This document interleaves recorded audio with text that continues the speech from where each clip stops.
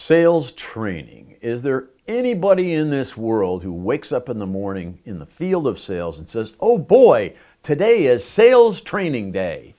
It sort of sounds like a trip to the dentist, doesn't it? Well, it doesn't have to be that way. If you're actually going to get productivity from any time or money invested in sales training, there are some fundamentals that if you don't have every one of them, don't waste your time or money. The training has to be customized or tailored to the context of the people that are participating in that training. It's got to feel directly applicable to what they're asked to do.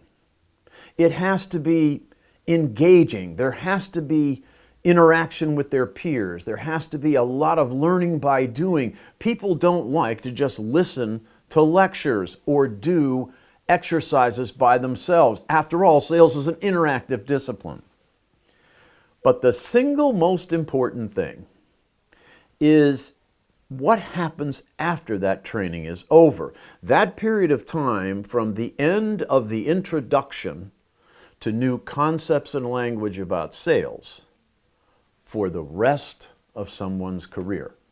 That's right, for the rest of someone's career. Can you name an athlete, a musician, an actor, a performer, a debater, anyone who doesn't continuously practice in order to achieve excellence? Put another way, doesn't continue to practice to maintain excellence.